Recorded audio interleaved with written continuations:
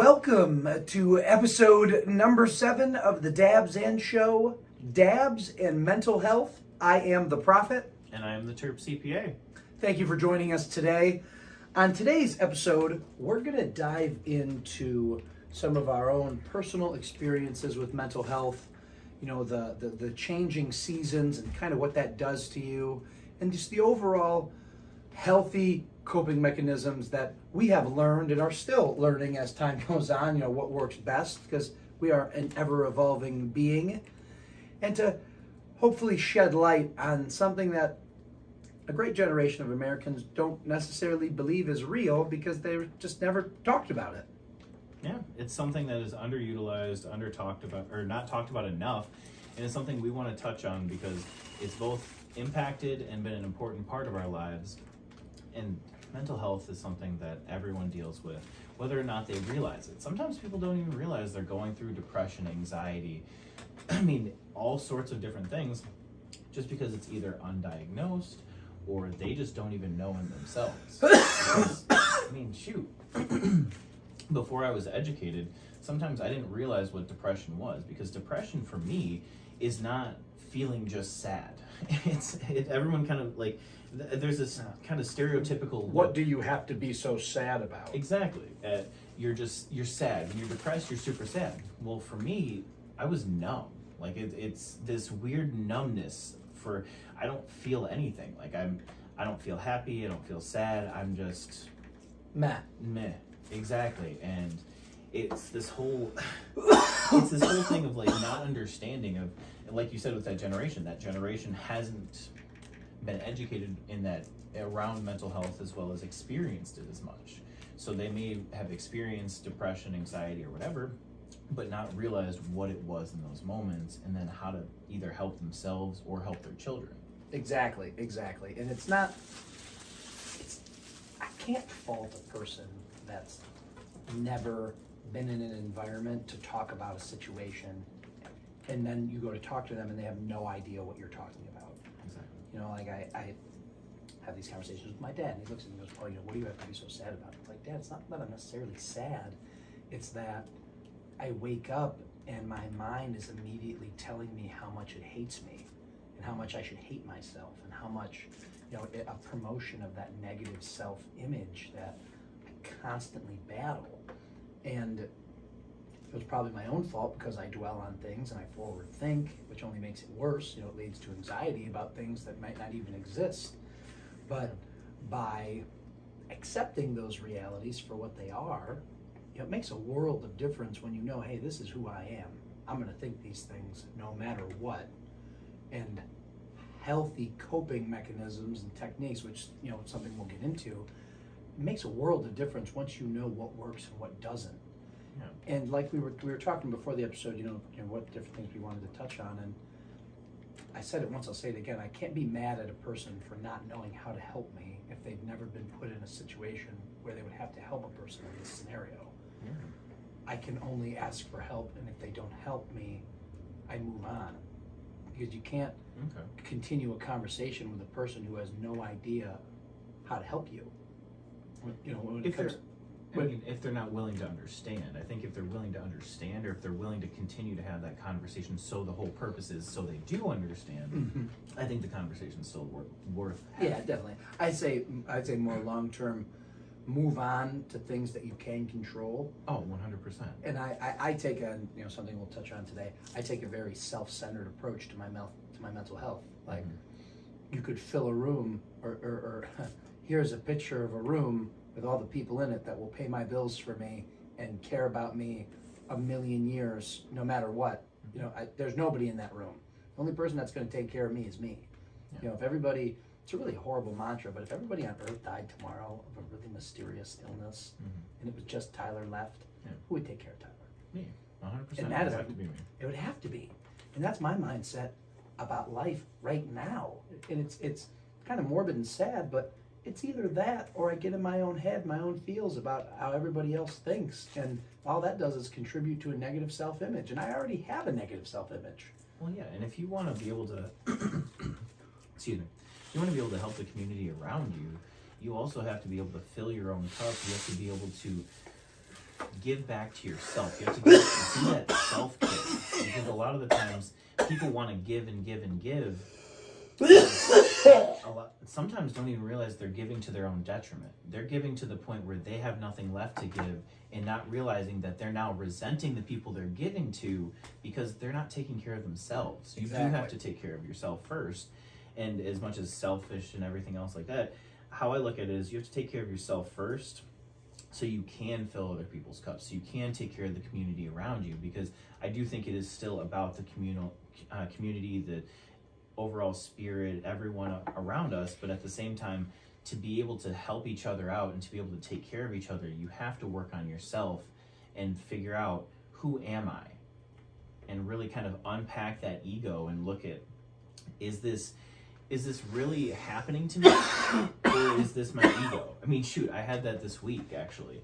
I had to unpack. I'd spent most of this week actually unpacking stuff that happened between my dad and I. So my dad had made a decision that impacted my life, and I was reeling. Like, I was so upset. I was so pissed. But the biggest thing that helped me at the end of the day was going through, why am I mad, and how does this really affect me? Well, more of like, why am I mad? Because there's something going on inside me that's triggered by this. It's not what the decision he's made, it's the attachment with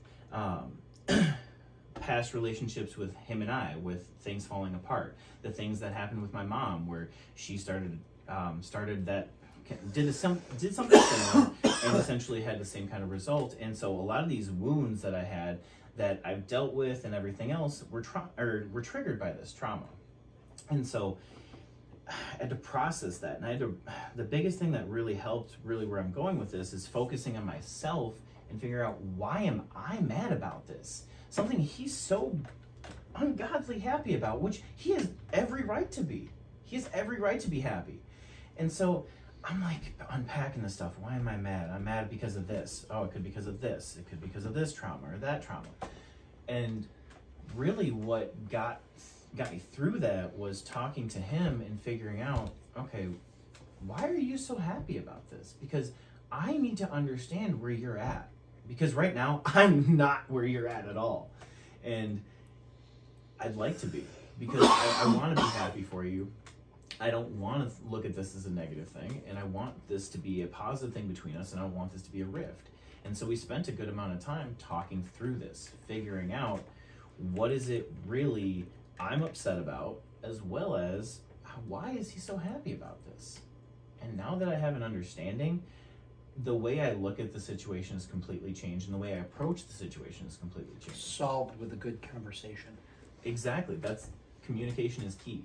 And that's the thing, is we had a conversation to understand each other. We didn't have a conversation where, no, Dad, I'm right about this, or no, son, I'm right about this. It's, you have to agree with me, and exactly. I'm going to keep arguing my point until you submit and agree. Mm-hmm. I'm happy that you guys actually had to have a good conversation, and that touches on what we talked about in Dabs and Division, and this idea of learning how to listen again and focus on listening to listen as opposed to listening to respond.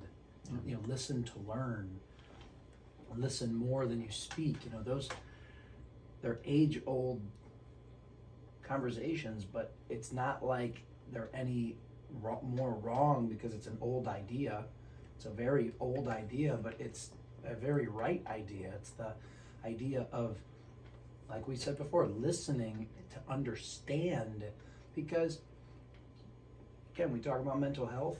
Your thoughts lead to other thoughts. So if you see a situation wrong and through a wrong lens, you taint your entire thought process from that moment on. And you'll never be able to formulate the right view, because you're tainted emotionally on bad information.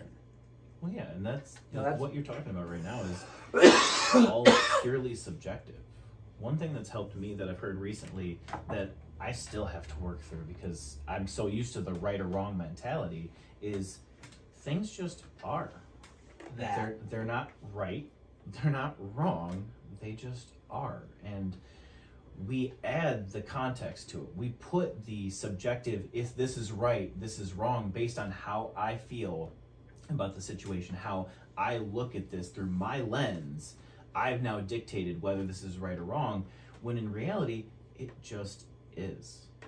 So an old Indian, Native American proverb, America's indigenous people, they said that the true beauty is the randomness of nature, and that its randomness is what makes it beautiful. By existing in its own nature is what makes beauty beautiful. That's just so funny to me, because I feel like when it comes to mental health, walking in nature and being around nature and just embracing everything that it is so healthy. Literally, and grounding, walking with no shoes on, letting your bare feet. You and I have never talked about this, but yeah. I thought it was snake oil hoodoo. I thought it was crap, man. I used to work with guys in the country at the dealership, man. I would tell them about this stuff. That is snake oil. We got a snake oil salesman over here, and it's like, well, it's CBD oil, but well, it's such a simple concept. You're telling me if I just take off my shoes and walk around on the grass and connect with the earth, that I'll feel better? Yeah, that's crazy. Yeah, it's like, you don't get that. Or swimming in the lake. I've never felt better than after a day in the lake. It's almost like I feel like I've cleaned my soul. That makes sense. But swimming in the ocean, I getting out into nature, and that's part of coping techniques we'll talk about.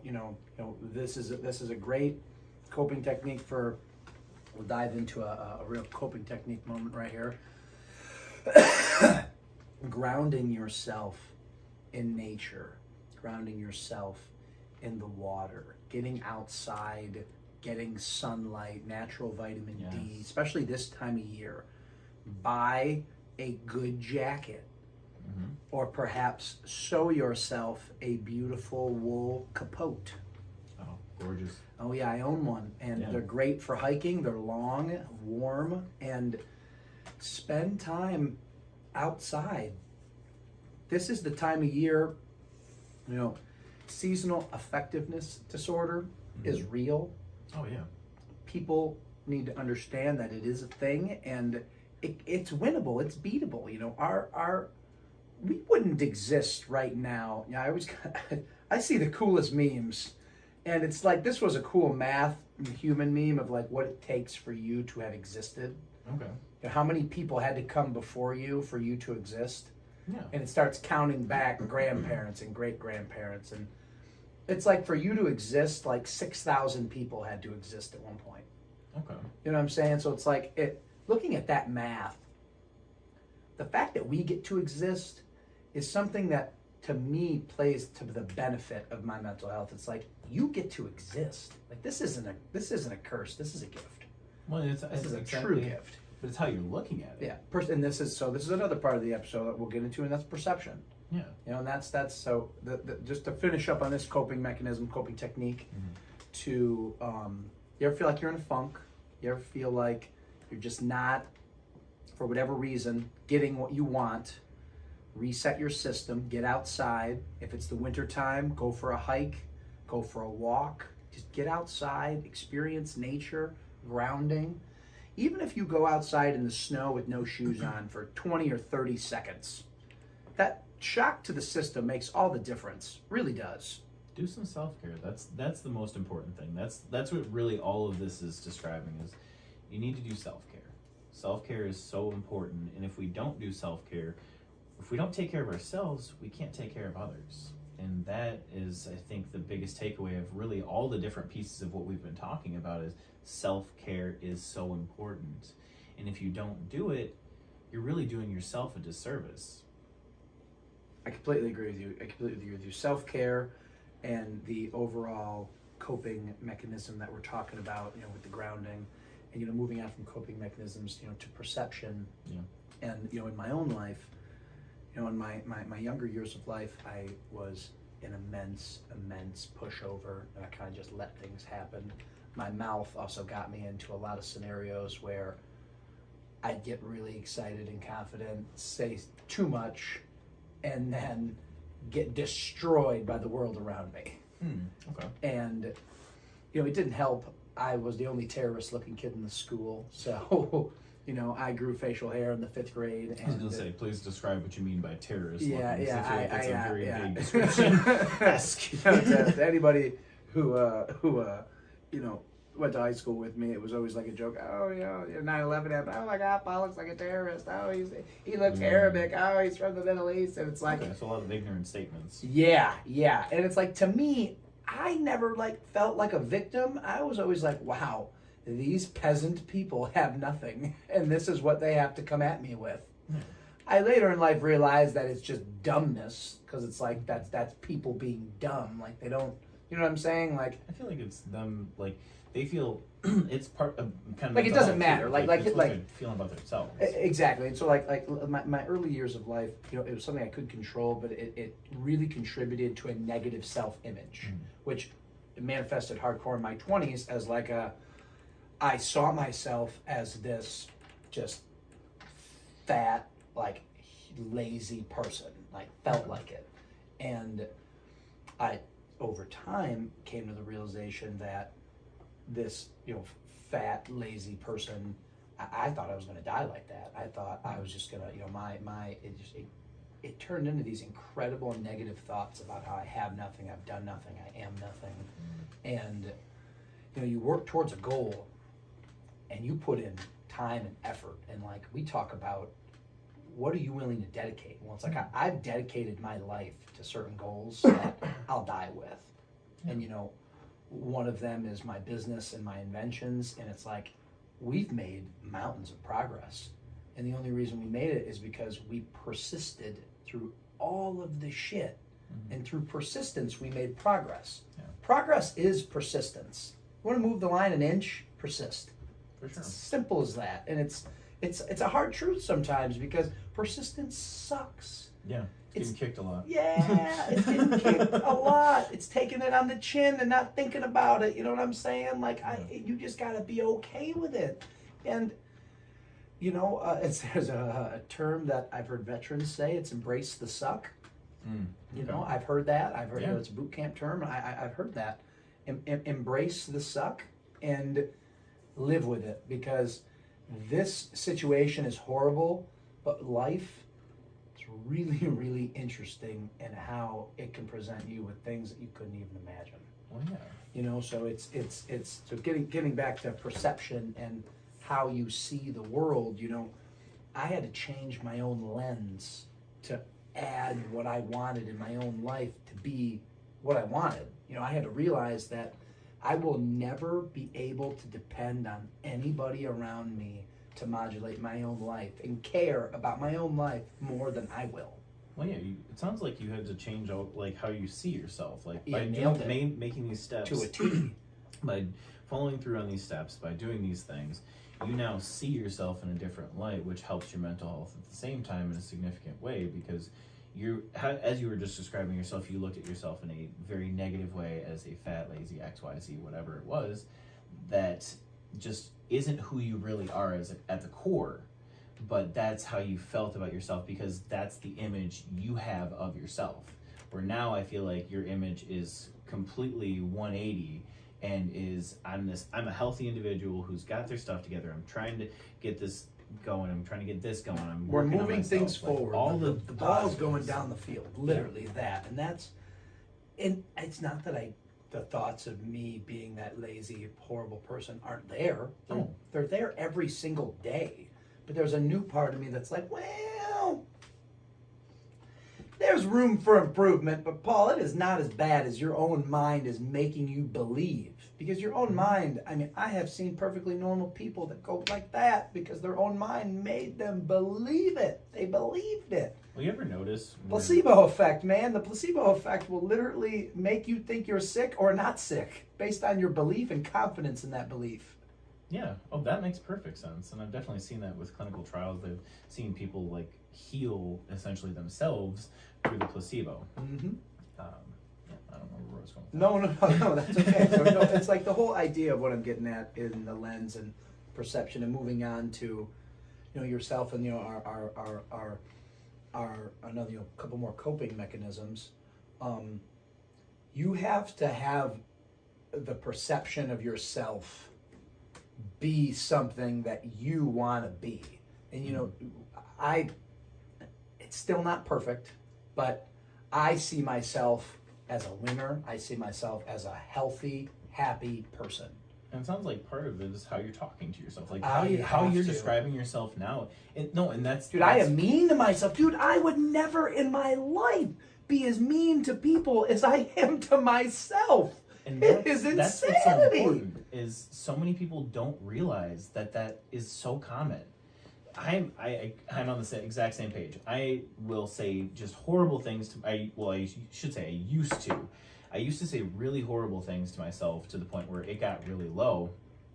But now that I'm able to talk to myself in a very positive way, that has been a game changer, because kind of what you were talking about, that when you wake up in the morning, that first thought you have, that basically that reel you have in your head, it's almost like a tape recorder. You have the same kind of thoughts just over and over, and you just keep hitting the button, and it keeps playing that same tape. And until you take that tape out, look at it and say, fuck this, throw it to the side and say, I'm not doing this anymore. Yeah, I'm not believing this. Exactly. And then you can kind of start to see yourself in a better light, and at the same time make those changes, because motivation doesn't just happen. Motivation is not something that there's a strike of lightning that hits you and all of a sudden you're like, oh man, I'm ready to go, I'm going to do No, that's not how this works. No, you literally like millions have to of little tiny baby steps. Yeah, you have to start moving. You have to keep moving, because if you don't, the persistence will just kick your butt. Like you have to be persistent. You have to be consistent at the same time. Exactly. So persistence is one of the little steps. So not only persistence, but being consistent with your persistence and taking forward movement. So don't just persist in being the same bad and doing the same things over and over again. Persist in consistent growth. Mm-hmm. And the idea of consistent growth is backing to coping mechanisms. So one of the biggest things that allowed me to start focusing on my mental health and really, really start to attack my my diet and my physical weight, my health, to really, really start focusing on those things, was focusing on little things that I knew I could control and doing them and completing those tasks. And I've read a lot of different things about how, like, when you wake up in the morning, they do this in the military, and it's a form of instant accomplishment. Get your brain rocking. I know what you're talking about. You make your bed, and you make it perfect. So you can look at it and see it, that I did that. I completed that. That's me. And you did it the second you woke up. And then you move on from that completion to the next completion. So like my mornings before I go play tennis, because I play tennis 3 days a week, and that's another big one, physical exercise. You want to talk about good coping techniques. And I'm not even talking about going to the gym. It's nothing against gym people. The gym to me is boring as sin. Yeah. It's just boring. But I'm ultra competitive. My dad plays tennis. My sister plays tennis. We play tennis 3 days a week. I wake up in the morning, make my bed. I immediately go to my laundry room and get a load of laundry going. And then I go into my bathroom, I shower, and I meticulously, step by step, do all the things I need to do to make sure that my physical health matches my mental health. I take a shower, I brush my hair, brush my teeth, floss, and then I move on. By then, put on clothes, and I rock and roll tennis. Nice. And it's like, I make sure I knock these things out, because if I don't, I feel like it's like a flick to the system. And it's like, it's okay if maybe I skip 1 or 2 days, but I look at my own mental health, and I look at my house, and I use my house as a gauge of my own mental health to gauge how I'm doing. If I walk into my kitchen and it's not spotless, that is my visual aid to tell me, Paul, okay, time change kicking your ass, it's fine. You're gonna do your dishes tonight. Did you do your laundry? Yep, laundry's done. You did that this morning. Okay, bam. And we get back on track.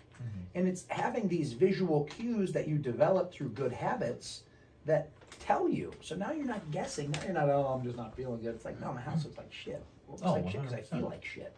Yeah. You know, and you want to know the greatest way to not feel like shit anymore? Clean my house. Oh yeah. You know what I'm saying? I mean, it's a huge thing is taking care of yourself, like your physical surroundings and everything around you. Because you're right, if you let it get cluttered, you let it kind of become disarray. It does play on your mental health, whether you really acknowledge it or not. Like that's not exactly how I start my day. I start my day in a little bit of a different way. I go down the path of I start my day with mantras. So I'll start my day with some Ram Dass kind of. Various kind of things through Spotify, as well as I get in the room with Nydia and she goes through various mantras as well. And for me, the biggest thing is that helps me start my day talking to myself in the right way. I talk to myself and I don't jump on social media. I don't start getting lost in my thoughts, because if I do, I definitely go down that negative path right away. And so if I can start my day in a positive way, I've definitely seen a huge change in how my day goes, because if I start my day in a positive way, it continues that way. And the things that do come and the frustrations and different things that come along the way, I'm less likely to oppose them if I'm in a good mood than if I'm in a really bad mood starting my day. And then I'm just going to be everything's F this, F that, I don't want to do this. Like, and it just really sours the day. And it's really interesting how the start of your day can really set the tone for the rest of the day. Literally. I mean, would you wake up on the wrong side of the bed this morning, or would you stub your toe? And it's like, oh yeah, that could have very well happened. They could have been clipping their fingernail and hit a nerve. And hey, the day it's done, because you injected that negativity right in the beginning when everything for what could manifest into a positive or negative day is manifesting. Yeah, instead of starting your day in a positive way, like kind of what you're saying, like starting your day with some accomplishments, starting your day with mantras, starting your day in just a very positive way where you're focused on the great things you have in your life. Gratitude is another way. Talk through a list of what you're grateful for, all the things you have, the fact that you have a house over your head, like the fact that you have food to have, like. And what we're saying, guys, is not that these are the exact things that this is exactly what will do it. Not at all. What I'm saying is find a good routine, stick with it, refine it. Find things that work, that contribute to positive physical health, because positive physical health allows mental health to just flourish.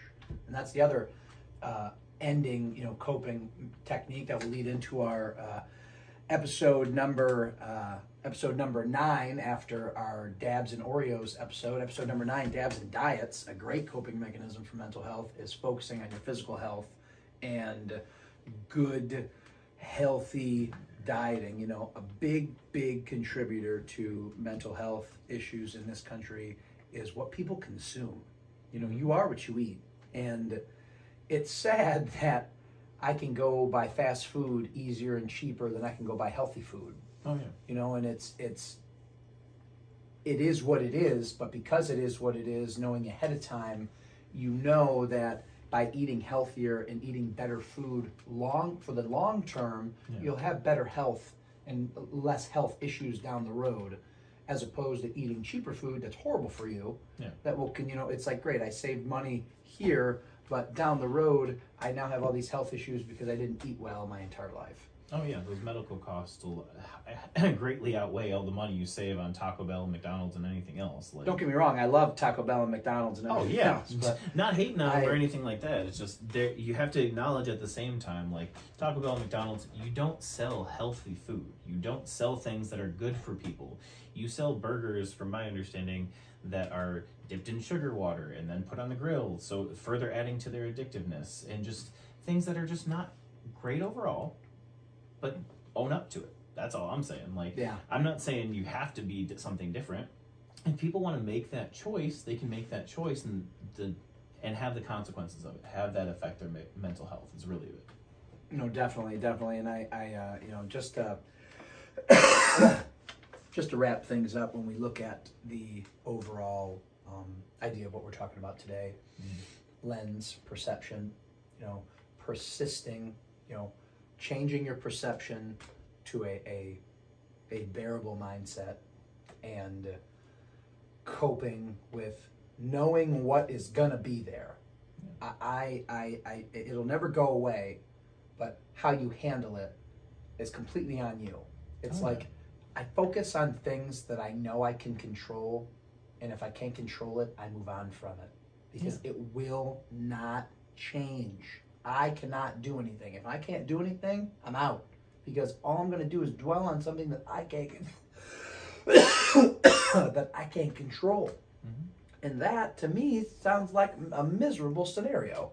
It does sound miserable, and you have the choice in how you deal with things and how you respond to things, no matter what. Like, yes, circumstances can happen to you, but you still have the choice at the end of the day on how you respond to those.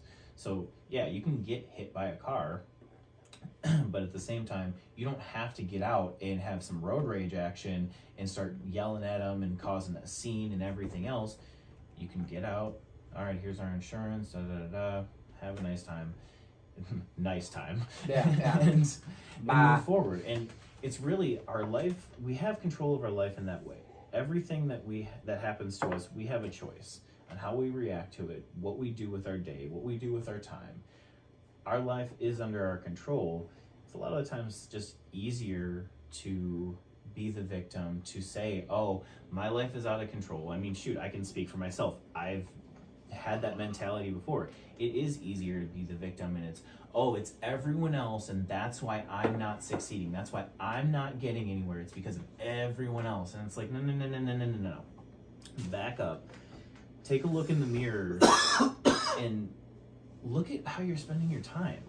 Are you spending your time on Netflix, YouTube, all these different things, social media, whatever it may be, that are taking away from time that you could be spending in a different way? Could you be building your business? Could you be selling a product? Could you be making a product? Could you be doing things that will help your future? And that's all. And it's all about choice. You can choose to do that, or you can choose to be, or you can choose to watch Netflix or whatever. I'm not saying either choice is wrong, but understand each one has its quote unquote consequences. Each one has its own results, and you can't be mad at the Musks and Bezos of the world because they choose to work 24/7, 365. And that's how they amass their wealth, because they've made those choices. You can't be mad at them for doing that just because you don't have that $1 billion because you're making choices to watch Netflix or something else instead.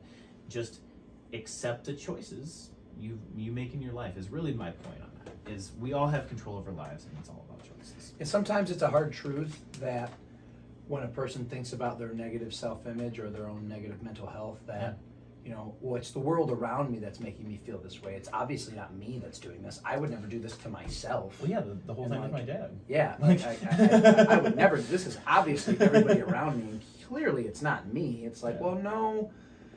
Some of the hardest truths are maybe it is you. Maybe this is your fault. Maybe these thoughts are you. And like, hey, it happens. Maybe it's something you have to work through, and in the way of so something that's happened to you in the past. It's a trauma, but at the same time, you have to own up that you're having these reactions because of that trauma, not because of what's actually happening to you at the time. Exactly. It's not external stimuli, it's internal stimuli. Mm-hmm. It's you. And that's what we'll end it on today, is that it's okay to focus on yourself and your internal needs, what you need to survive, what you need to focus on your mental health, work on your perception, have a positive self-image, persist through to be consistent in your forward endeavor to a positive self. It's not tomorrow I'm going to be perfect. It's not a next month. It's a next year. It's a 5-year plan. It's a long-term strategy, but the long-term strategy plays out. I mean, I literally, in a year, I'm down 70 pounds because I just focused on it. I made sacrifices and I focused on it. And we'll dive deeper into that into Dabs and Dieting, episode 9. But that's all I have from the Prophet today, Terp CPA. I do have one more thing. I meant to mention that earlier in the episode, so let's have a little tax talk. So today we're going to mention HSAs, so health savings accounts. These are great ways to lower your taxable income. So your taxable income is the amount of income that you are going to be taxed on as an individual. This is a great way for you to lower that while also saving for your future for health costs. As we just talked about with mental health and not taking care of your health by eating fast food or whatever, you could have some high health costs later on down the road. Well, the IRS allows you to save up to $3,600 a year as of 2021 that will go against your taxable income. Anything above that will not. But this will roll forward and you can keep this. This isn't something that will, oh, well, I'm with my employer now and if I move to a different employer, then I'm gonna lose this. No, this is something you get to keep with you. Helps lower your taxable income. And if you're married, instead of $3,600 as a single person, if you're married, you get to save up to $7,200.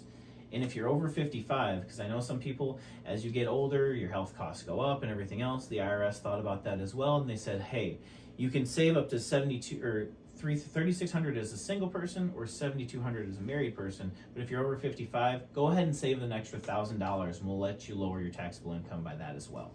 And so that is going to be one thing I definitely want to mention is do a health savings account if you have a high deductible health plan. A high deductible health plan is one of the keys about this. So look into what your health insurance is, talk to your accountant, make sure an HSA makes sense for you, and if it does, start saving now because it'll only help you with medical costs in the future as well as lower your taxable income. And that's going to be our tax tip for the day. Thank you for watching the Dabs and Show, episode 7, Dabs and Mental Health. This has been the Terp CPA. And I am the Prophet. Thank you for joining us. Make sure to like, share, and subscribe, and have a great day.